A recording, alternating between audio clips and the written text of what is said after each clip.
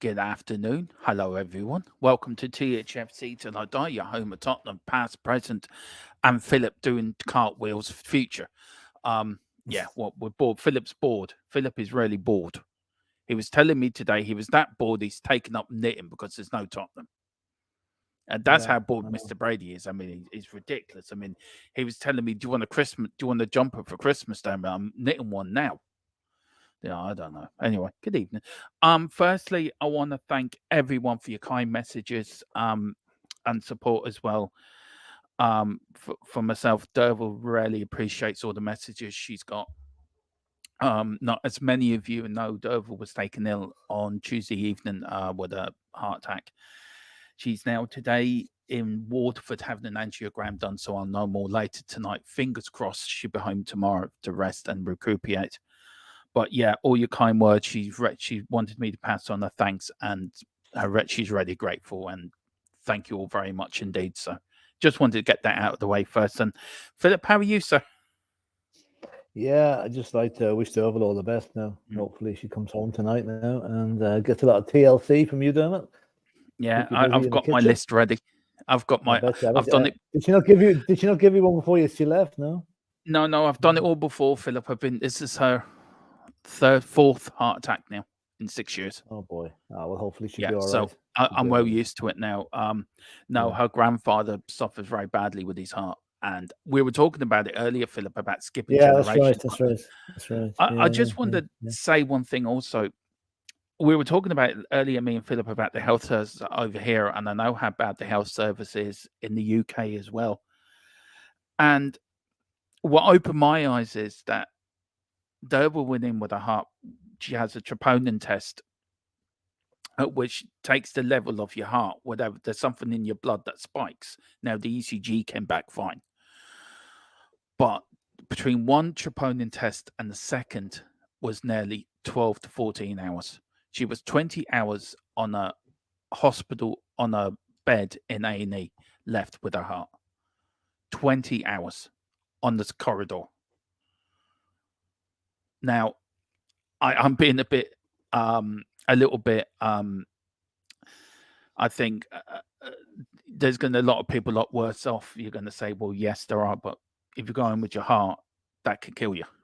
And they've nearly killed her there before.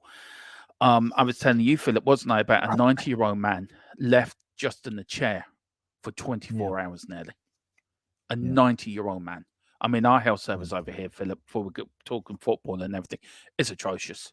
Yeah. Absolutely atrocious. I'll have to say, like, I mean, my wife worked in the health service for years, and it's it's very hard to blame the whole thing generally, but it's the on the ground workers are doing their best. Mm.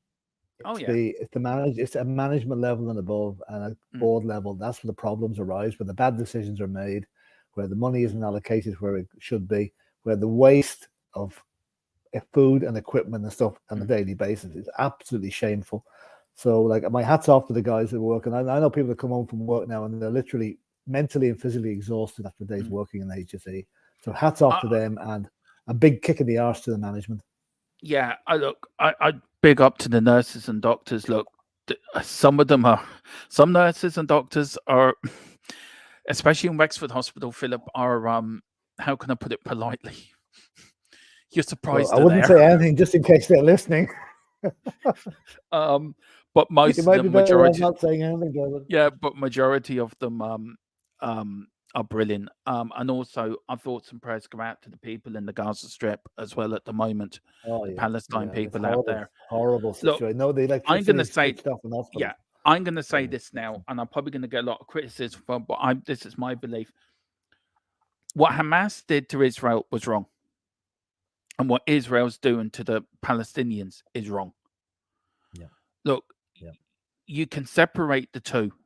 What Hamas does, they're a terrorist organization, and they should be stopped. And any terrorist organization should be cancelled out. Right, rightly so. And the people that lost their lives in the music thing on Saturday, yeah, you send your condolences to the family. But what I've been seeing, or what everyone's been seeing, the bombardment of Gaza and the Palestine and the refugees and the people that are made homeless with no food, water, medication, yeah, 5,000 people being brought into a hospital within 3 days. That is close to war crimes. Well, I don't agree with Hamas. My thoughts and prayers go out to the Palestine people. Philip, as a nation, we know what it's like to be oppressed. We know what it's like as a nation. I know, hopefully you agree with that, but that's how I feel, and I wanted it out there. No, totally agree. And I think, Philip, I just got to go. I'll be back in a minute. Sorry. Yeah. I'll just keep going on this theme for a moment anyway. Like, I mean, I think no one can condone what Hamas did. But as the United Nations have warned Israel, like, not to exceed the rules of engagement, if you like. I mean, it's all very well going in and picking off the Hamas fighters. That's grand. No one has a problem with that, I don't think. But killing innocent civilians while you're doing it, that is complete no-no. And that's what's happening. And like the fact that there's no electricity, water, or food being allowed in now is an absolute disgraceful thing. I mean, separate the two. Get the terrorists, but let the public and the people of Gaza live lives as best they can while it's going on. But it's an absolutely horrible situation, and one I'm afraid I don't think it's going to sort itself out in any time soon. You know. But anyway, listen, we'll on more. We'll just have a see who's in the chat here.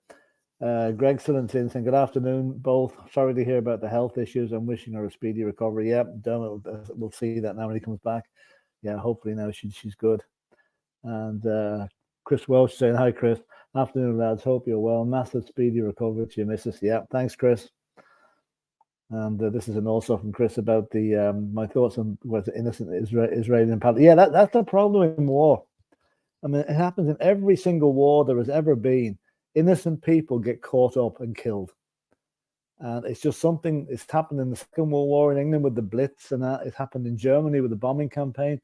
It's happening, now this is probably a more barbaric way of doing it, because the Israelis have always have a reputation for not taking any prisoners with the way they deal with terrorists, and they've gone over the top a bit on this one, I'm afraid. Sorry, Dermot, go on there. No, they really have. Listen, I've got to go, Philip. I'm sorry. I've got to go and pick the missus up. I'm sorry. All right. Well, that's okay. Have you got the banners up anyway? Have you? Yeah, the banners. Everything's in Newsbeat. Okay. Yeah. Look. Yeah, I agree with them. Look, we will do a strict. With me and Philip will probably do a pre-record on this and our feelings on this. We might do something on it. I feel we need. That's okay. But yeah. Well, I'll just work through. I'll work through the news items now. You go on ahead there, and you leave the Stephen Kenny one to tomorrow. I want my thoughts on that. All right. Okay. Right. Okay. I'll leave that with you. I'll leave that with you. All right. See you later. Right. Speak to you later. Bye. Now, with a bit of good news here from the news rounds, that our long lamented missing centre midfielder Rodrigo Bentancur is closing in on a return for Spurs and could be back by the middle of November. Sources have told Football Insider. Well, it was always kind of projected it would be November before he'd be back, and hopefully he can stick to that. I know he's champing at the bit to get back in, and so are we, because I mean, we've a hell of a midfield already, but can you imagine what it's going to be like when Bentancur comes back in? You know, arguably the best midfielder we have at the club. So I think that's an absolutely brilliant. But there's only one. Who's going to drop out when he comes back? Let's have your comments in the chat. Who do you think is going to be the have to make way for Bentancur when he does actually come back? Is it Sarr? Is it Bissouma? Can't be Maddison because they played a different role. But we're interested to see what that comes out with. And this next bit now, I have to say, I was away for the last couple of days. I haven't heard what Roy Keane said about Spurs. I just don't know what he said. But there's here Ian Wright defending Ange Postecoglou. I must be dreaming to see an Arsenal player standing up for a Spurs manager. That must be a first. You know, Paul Merson must be probably ringing Ian Wright saying, "What the hell are you talking about?" So if anybody knows what's actually going on there, I can say I missed that bit, but I'm just very, very curious to know what Roy Keane came out with, because you know, he I know he's outspoken. I generally like him, but I think I'll give a pass if he's not knocking our Ange. It's not allowed. Now this is an interesting one. Napoli have held talks with former Spurs and Chelsea boss Antonio Conte, and Conte, I think, has turned them down. right? Now, it's very interesting in so much that the salary that he was supposed to be on at Napoli was 8 million a year. And that immediately beggars the question, why in God's name are we paying him nearly twice that? Has his value gone down so much, or does he now realize he was overcharging us? But 16, we paid him 15 million, I think, a year. And now he's down to 8 million with Napoli. Now he's turned them down for whatever reason. I can give him about 35 good reasons. Watch the Spurs games from last season, then you'll know why you don't want him anywhere near your club. He'll have you playing negative football, which is something Napoli were not played very well last season in winning the Liga. So, I would just think twice, lads, before you go and get Antonio Conte. And let me see what else. Yeah, this is more or less the same thing. Apparently, he's biding his time before making a return to football. Well, he's what? He's over a year. Is he a year out of the job? No, he's not. He left in March, didn't he? He's about 7 months or 8 months out of the work. So I'm sure he still has a few bob in the bank. I'm sure he's not going to food banks just yet. Seeing as we paid him so much cash over the couple of years that he was with us. And this is one that I'm not that happy to see. It's Juventus are keen on signing Tottenham's Pierre-Emile Højbjerg, as Italian giants look to bolster their midfield options, as that certified idiot Paul Pogba is now facing a 4-year ban after his B sample confirms that he was positive on whatever drug that he's supposed to have taken. He's blaming supplements or whatever, but I mean, Pogba, what are you doing, man? But personally, I don't want to see Højbjerg going anywhere. I think we need him at the club as a backup midfielder, because I mean, you can imagine that like a midfield to select from Sarr, Højbjerg, Bentancur, Bissouma, Maddison, Skip doesn't come much better than that, to be honest. Anyway, let's hope that nothing comes of that. Just go back into the chats for a minute and see what anybody's coming up with.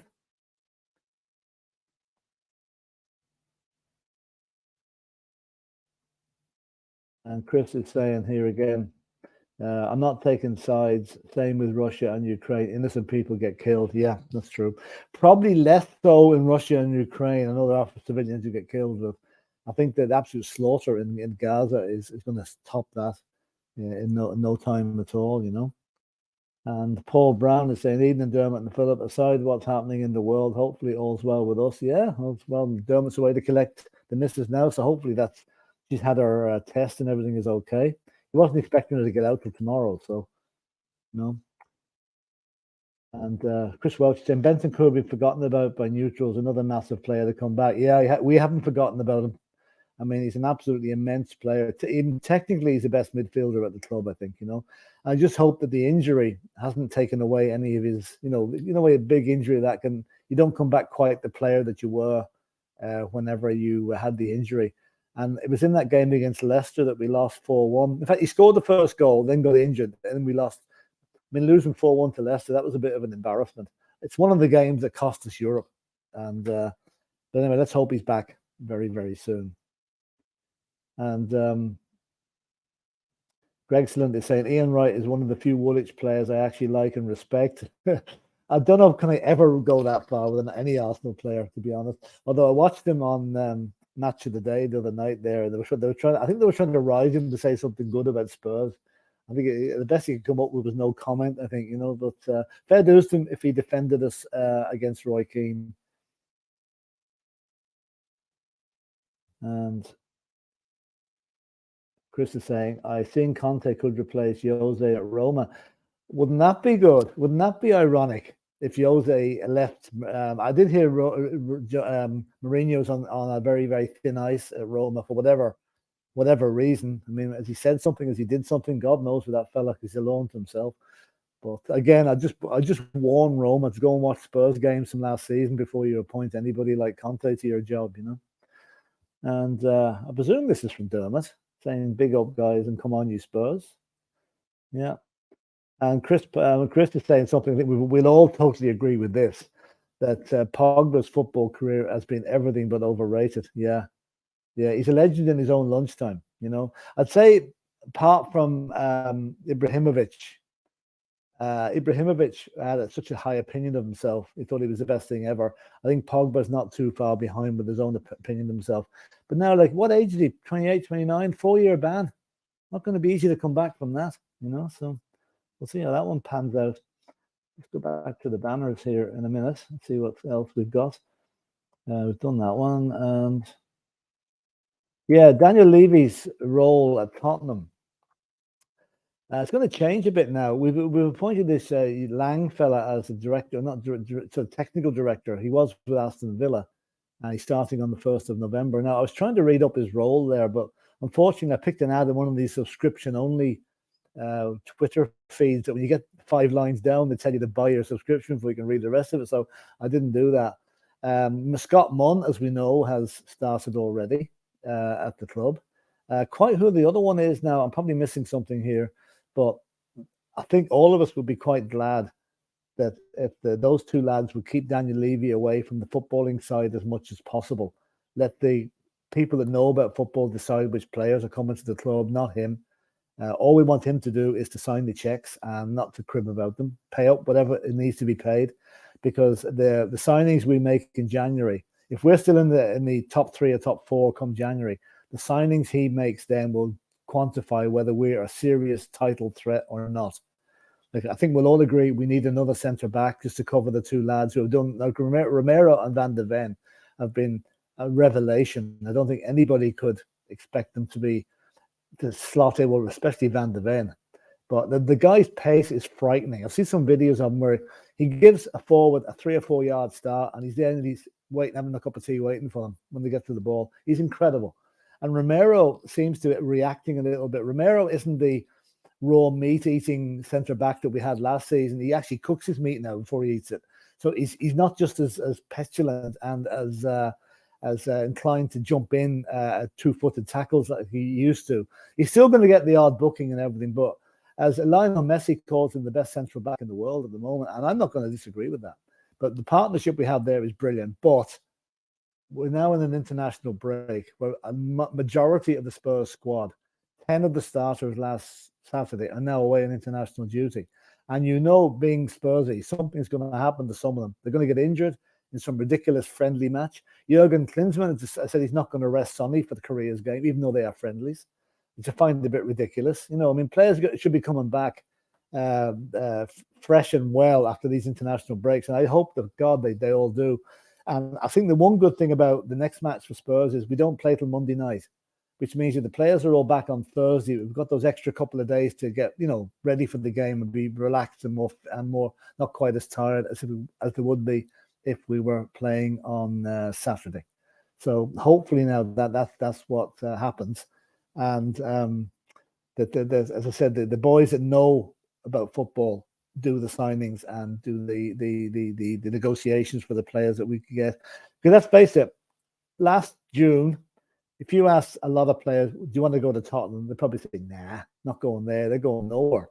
Ask the same players that now, and I bet you get a different reaction because they've seen what Ange Postecoglou has done in a remarkably small bit of time. He's only at the club just over 3 months, and look what he's done. He's transformed the whole club. I don't think anybody could have expected it to be done as quickly as he's done it. And such wide-ranging changes. He's changed everything. The whole nature of the club, the whole thinking behind the club has changed. The mood has changed. I mean, like my low point for Tottenham in recent years was the AC Milan game in March in the Champions League. But we raised the white flag the minute we came out on the pitch, and there was no spark, there was no kick. I came away from that game totally depressed. And look what's changed now. We're going into matches now that we would have been scared of last year, like Liverpool and Arsenal, and we've got results in both of them. So, I mean, it's just amazing what's happening in our club, and long may it continue. And, I mean, I know it's been said it's only 8 games in. We're 8 games unbeaten, and unbeaten runs breed confidence. Our next run of games is not particularly difficult. Chelsea are in there, I know. We've got the likes of Fulham and Wolves and Bournemouth, I think. So, you know, there's teams there we can beat. And what I want to see is like the season 2016 and 17 when we finished runners-up, we played 19 league games at White Hart Lane and we won 17 of them and drew the other 2. I want that again. I want the stadium to become a fortress. The teams are scared stiff to come to us. That the only thing they can expect from that stadium is a cup of tea after the match. That's the way I want Tottenham to be. And I don't think Ange has gone 52, 53 games unbeaten at home as a manager. He won't want to lose that record either. So, bring it on, bring it on. I'm not scared of anybody now. Whereas maybe last season we would have been, Mia has joined us. Hiya, Mia. Can you hear me? Yes, now I can. Ah, great. So here's the cavalry coming now to help me out. It's Mia from Spurs Between the Lines. Hiya, Mia. How are you? Yeah, I'm not too bad, thank you. Not too bad. Not enjoying this weather though, because it's really grey here today. It's really depressing. The sun is beaming down. The sun's beaming down here with us. Lovely day. Really nice. Yeah. Yesterday wasn't that. It was horrible, but anyway. Yeah, we're just going through a few things in the chat. A few bits and pieces. There's not a huge lot of Spurs news this week with the international break being on. Did you see that? Sorry. I'll go on. Yeah, did you see we've been linked with a Turkish winger as well? That's someone we've been linked with. Oh, have we? Right. I was just saying there before you come on, Mia, like if you'd have asked any of the top players in May or June of this year, do you want to go to Tottenham? A lot of them would have said, nah, I'm not going there.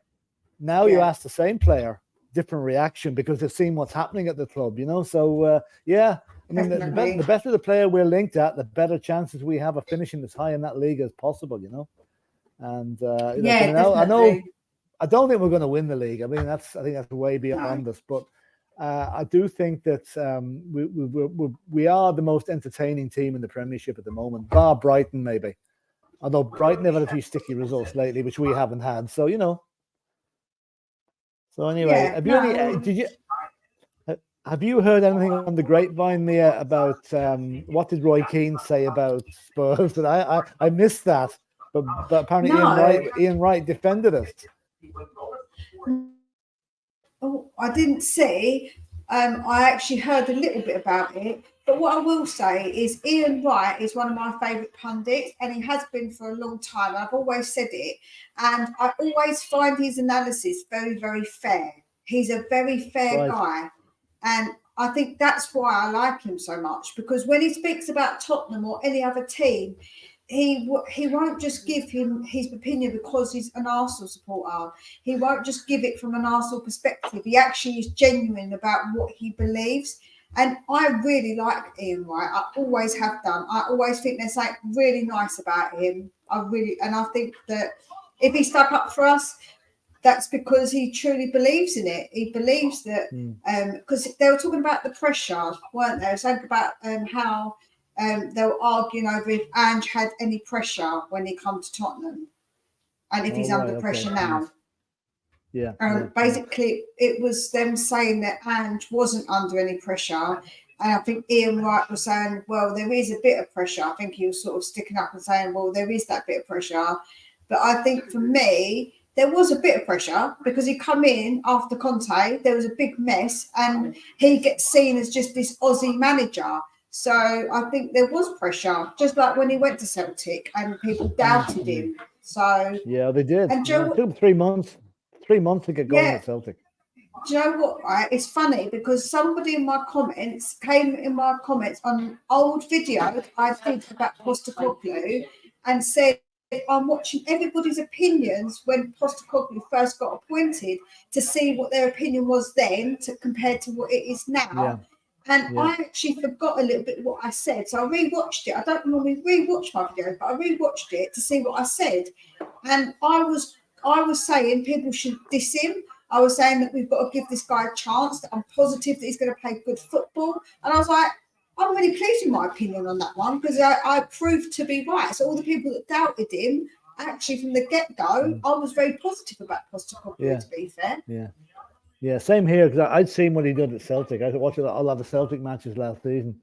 I was actually delighted when he came, so I mean, and he's proved me, he's done it quicker than I thought he would now, to be honest, but it's great to see him. And he's such a nice guy as well. Like, I mean, we had Conte there who was surly and didn't know what way to take him, and just got this all things to all men routine. And It keeps calling people mate and all this sort of stuff, you know. So it's great. It really is, you know.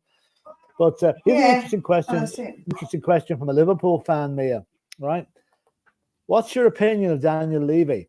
Seems majority want him out before Ange. Well, I think Daniel Levy has done a lot of good for Tottenham in some ways, and he's also done a lot of harm. I think the good is getting the stadium up and running, the training ground up and running. The harm is his interference in transfers and not paying players the fees that players want, and scrimping and saving, and maybe not making the right transfer decisions. So that's in a nutshell. That's how I see it. How do you see it, Mia? I see it as that fans are always going to be very upset with Levy because of his previous misgivings. When it comes to the business side, we're tip-top. There won't be anything wrong with our books. There will be absolutely no reason to doubt the way he runs the business side. He runs the business side immaculately, absolutely zero problems. When it comes to the footballing decisions, he has made mistakes, but I think that for me, he appears to have said, I made a mistake and put his hands up. But it's going to take a lot for fans to actually forgive that, because he's done so many things in the past that I think that the fans will always be against him. I don't think there is many that are going to truly forgive him for what he's done in the past. Me, I will give him credit if his credit's due. I've got not a hate for Daniel Levy, maybe like some others, because I say that there's things that he gets blamed for that I just don't think really are all his fault. I think some of the stuff is shared blame. I think that the fans will always want Daniel Levy out, if I'm honest. Although they've quietened down a little bit, but all they're doing is waiting for one loss.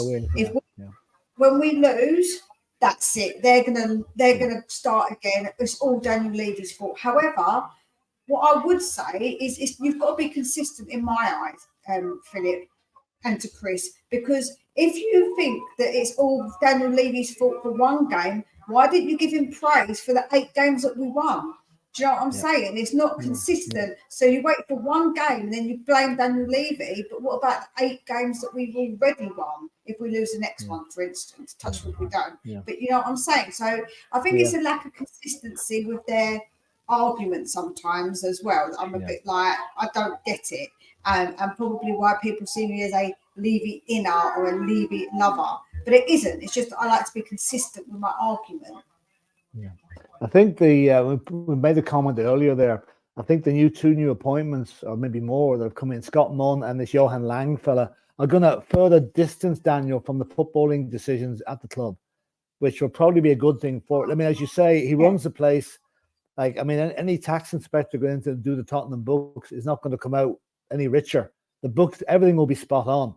But as you say, maybe he was out of his depth a wee bit with some of the footballing side of things, like transfers and who players to bring in.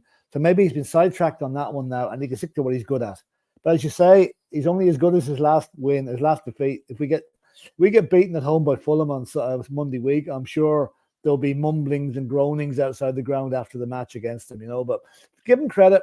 He's done a good job on a lot of things. He's done a bad job on more things. Let's see how it continues in the future.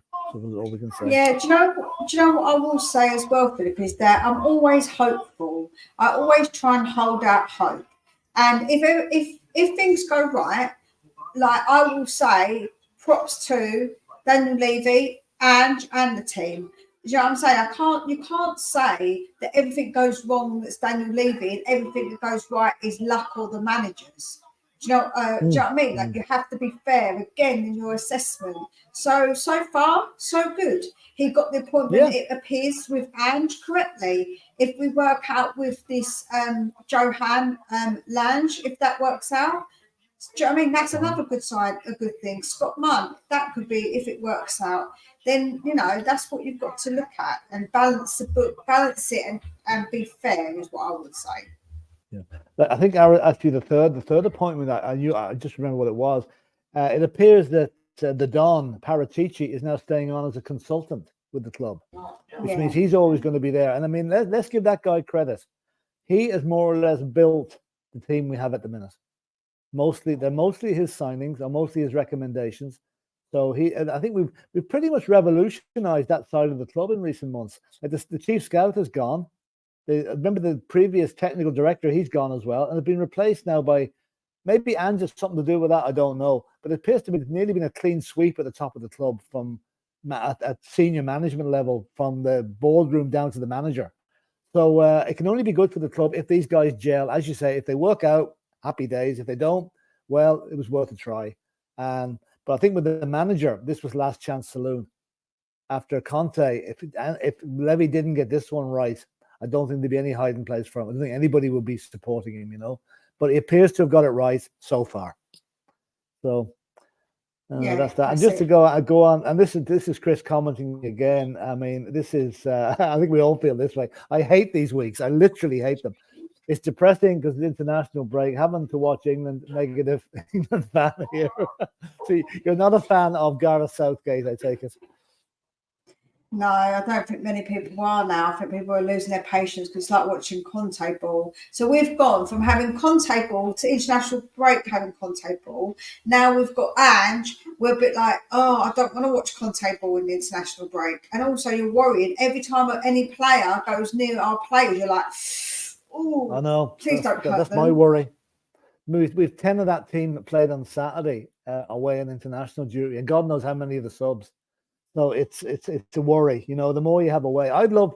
Okay, you've got to have international players in your squad, but going away to, like, I think as Romero gone off to Argentina, Sonny's gone off to Korea, Sarr has gone to wherever he goes, Senegal or wherever. You know, I mean, I don't know. It's if we get out of this without an injury, I'd be absolutely delighted. I really will, you know.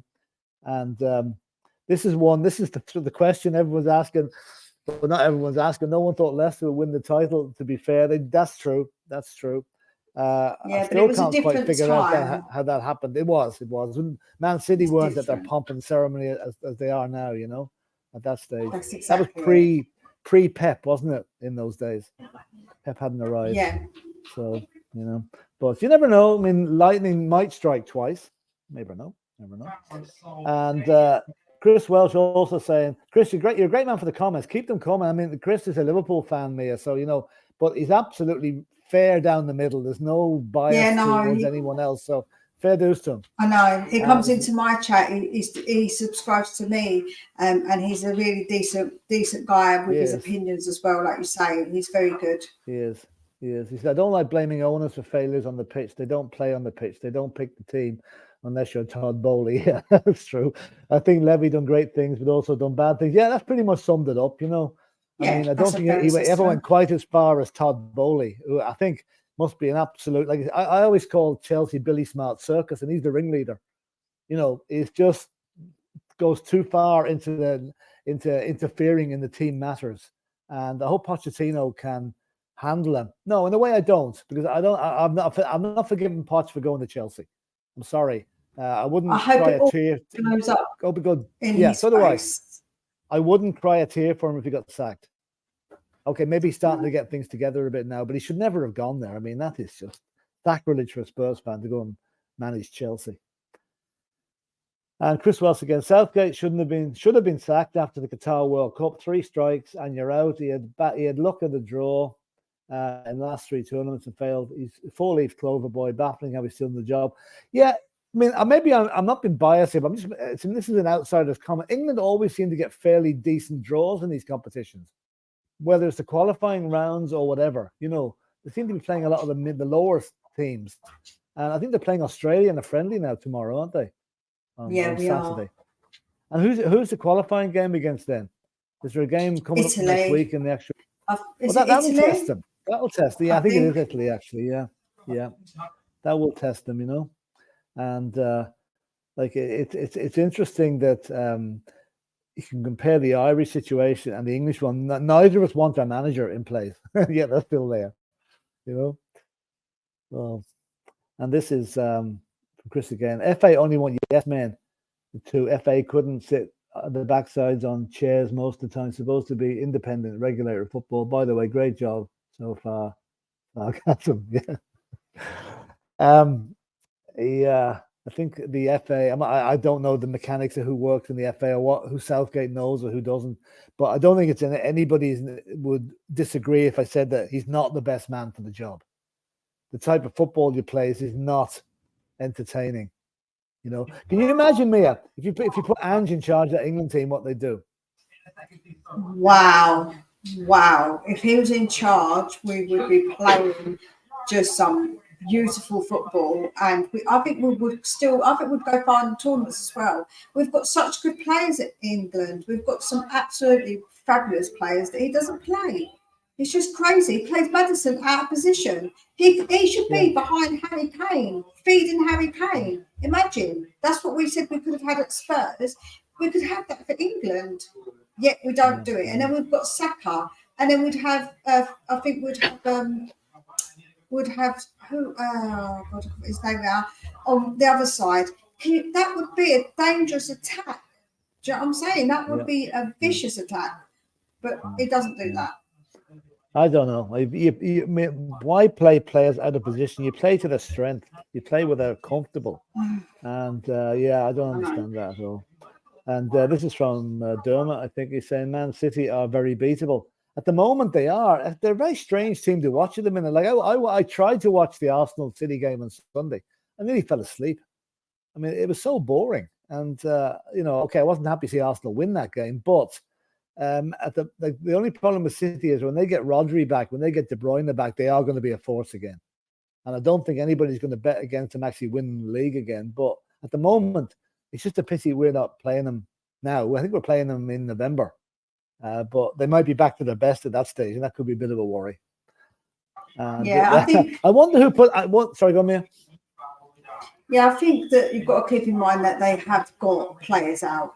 Do you know what I mean? And to be fair, they don't normally start the season that well. So they've started this season fairly well, considering. But once they get into their stride, nobody's touching Man City. Let's be honest. Yeah, that's true. That's true. I would normally have to work out who sent this post, but I know Dermot sent this in. Stephen Kenny needs to go now. He has more lives than a cat. Yeah, I know. He has, Dermot. He has. But he's still there and will be there till the end of the qualifying because we can't afford a new manager. That's the problem. And Chris Wells saying, I've never seen Man City play so bad in my life than in that game in the past weekend. Excuse me. Couldn't believe what I was watching. I was ready to criticize Arsenal if they didn't take advantage, which they did with a bit of a jammy goal, all right. But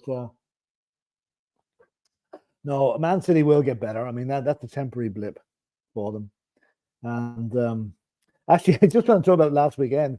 A friend of mine did one of these accumulators where he picked 11 teams to score in the match, without any, and each team was, and the joker in the pack was Luton to score, right? They were the only team that didn't score in his 11 pick and cost him 17 grand. Wow.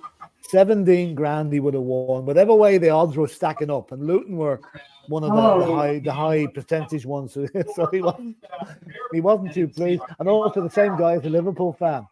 So you can imagine what he was telling me about Spurs games the week before and then this one the week after, So 17 grand, I'll tell you. Wow. Anyway, what's that one there? It's okay. Man City win 10 plus games from January onwards, and you know the rest. Yeah, we do. Yeah. We hope against it, but I think that's going to happen. And Tequila, there you go. He's following you around, Mia. He knows where you live. It was lovely to actually talk to him. Although I didn't get to see him, it was just nice to be able to put a voice to the typing, if that makes sense. Because when people type, you don't know how they're going to sound. And it was really lovely to chat to him. It was absolutely wonderful. And I'm going to start doing these these call-ins, like members call-ins, I think every week. So if Tequila can make it next week, I'd love to chat to Tequila again. That was really good fun. Very good. Right, I'm just going to move on. I think we one or two more subjects to deal on. This is one going back to the European Championships, which were involved in the qualifying. It's the 2028 one, which has been jointly held by UK and Ireland, right? And the fact that there's 5 home countries, basically, if you're England, Scotland, Wales, Northern Ireland, and the Republic of Ireland, it seems to be that having more than 2 hosts will require UEFA to decide whether all 5 host teams should receive automatic qualification. However, it's unlikely UEFA will offer this. There's no way, I can tell you now, there's no way all 5 countries are going to get automatic qualification for that. I think 2 at the outside. And I think those 2 will probably be England and Scotland, because Wales, Northern Ireland, and the Republic, I don't think will be up for it. Maybe it's going to be done on qualification for the next tournament or whatever. I don't know. But what do you reckon, Mia? Like, I mean, I know it's very hard if you're a hosting country that you're not actually going to be there. But it appears that there are 2. Oops, is it coming up here? Yeah. 2 automatic places already designated. So can you see them increasing that, or would you think 2 is probably as hard as it's going to go? Probably 2. Probably 2 will stay. I think it won't. I don't think they're going to increase it personally. No, I think it's good. I mean, England are quids in because they've got most of the stadia, which Tottenham Hotspur Stadium is one of them, and I think Villa Park is there. I think St James's Park as well. I don't think Old Trafford is on the list this time, which is quite well, not really a surprise given the state it's got itself into lately. It's a bit of a shambles of what I can understand. You won't want to go there because you're worried it's going to fall down. Yeah. Well, that's what the Glazers have done. You know, bringing it back to the Daniel Levy thing. I think we'd rather have Daniel Levy as our chairman than the Glazers owning the place. You know, but anyway, that would so look. We'll keep an eye on that automatic qualification thing for Europe 28. It seems a long way away. In fact, one of the grounds, the one in Casement Park in Belfast, hasn't even been built yet. It's a wasteland at the moment. It's a former GEA football ground that's fallen into disrepair for years. And there's a big political battle going on now. 70 million was allocated to rebuild it. The costs have now gone up to 130 million. So whether that ever gets built or not, we'll wait and see, because that money could be spent elsewhere. And just finally on the European thing, Dermot would love this one. Matt Doherty, our ex-fullback, he said he would like Stephen Kenny to continue as Ireland manager. Wow. Anyway, yeah, I don't know. If that's ever going to happen, you know, we'll leave it at that, because I'm not going to get involved in the comment on it. Dermot says he'll do that tomorrow. And now there's just a few more comments here before we call it a day. And it's just tequila again there. I'm following. Better make sure I don't put a bunny into the cooking pot next. Okay. It's a Fatal Attraction reference. The film Fatal Attraction. Oh yes, absolutely, yeah, absolutely. And Chris Welsh, my local team Carlisle are getting hate by people betting at the moment, as people had Bolton to win easily against them, and they won 3-1 over there. Love it when people get upset and rattled by it. Yeah, that was a great win for Carlisle against Bolton. Absolutely brilliant win. And as you say, it wasn't that you went down to that match, Chris. You were saying you weren't expecting anything, so to get a result like that, it's like us going to the Arsenal and beating them. You know, it was great. And let's see what this one is. Tequila again. Yeah, sure, Mia. Just give us the heads up. Happy to talk again. There you go. Yeah, it's good. There you go. And Tequila's also saying, I think they should let Wales in. No. Yeah. Well, Wales, of course, have done pretty well in tournaments recently. Got to the World Cup and what have you, you know. But we'll see what happens on that one. There's going to be some interesting lobbying to be done there to try and get those extra spaces. And Chris is saying, is it just me? I think every team should have to qualify for the tournament. I don't like teams having an automatic spot because they are the hosts. It's certainly a debatable topic. It is actually.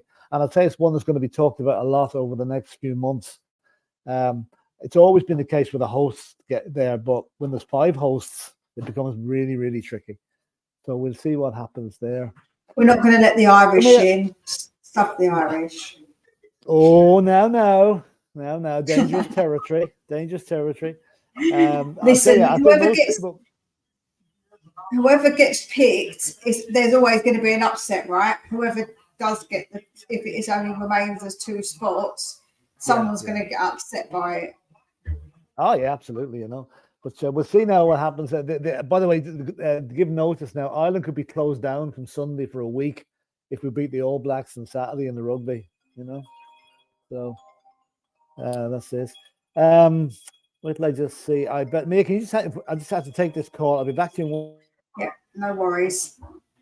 We've got Tequila saying their stadium is showing its age nowadays. Yeah, when you look at Old Trafford, it does look really bad. Like even on screen, I think you can see how old it is. I think you really can. It definitely is showing for sure, 100%. And Chris is saying, forget about the Irish, Scottish, and the Welsh. Isn't that right, Mia? Yeah, damn right. Hang on English now, Chris. I'll take back what I said. Now I'll take back what I said. No, fair dues, fair dues. I think actually, the Irish games are going to be very popular because people love coming to Dublin, and having the crack here when they do come. So, whichever teams play in Dublin, they're very lucky. Oh yeah, they're comfortable because Dublin is a great place. My mum went to Dublin with her Irish friend a couple of times. I think she's been Dublin, so I'd love to go to Dublin. It's a good laugh. I love Irish. It's a good spot. I love the way that Irish people are. So the only problem in Dublin is the traffic. Nightmare to get through it. Anyway, listen, folks. I do. I'm on the road all the time. So anyway. Listen, folks, we're going to leave it at that. Mia, would you like to plug your channel there and let us know when you're on next? Spurs Between the Lines. I do daily content at the minute. I'm doing normally I upload around 8 o'clock. So all the latest news, any transfer news, I do that nice and early for everybody so they can get all up to date. Very good, very good. That's a great channel. Actually, get over and watch it. Puts a lot of work into that channel, and it's really, really good watch. And the banter on it is quite good as well at times, So yeah, I've got a lot of good people in the chat, like we have here as well, who like to have a bit of banter with me. Yeah. Now tomorrow we're not quite sure. Dermot and myself are due to go to the Greece Ireland match tomorrow, but that's up in the air at the minute, so we just don't know what. We are definitely back at 7:45 on Saturday night for the big one. The watch along with the All Black New Zealand versus Ireland in the Rugby World Cup quarter final. So quite nervous about that one. And then from Sunday on, then we'll be getting ready for the start, the return of the Premiership next week or the week after. Spurs at home to Fulham, and hopefully it's an injury-free Spurs player international break. So thanks everybody for tuning in. Dermot obviously has gone off to pick up Dermot from the hospital, so we're delighted to hear that she's on her way home. And as always, come on, you Spurs. And we trust. And Ange, we trust. And of course, I forgot to line up the banner to close it off, but I'll do it now. Come on. Never works when it wanted to, does it? Never. I've got to agree with Christo quickly here. It's honest.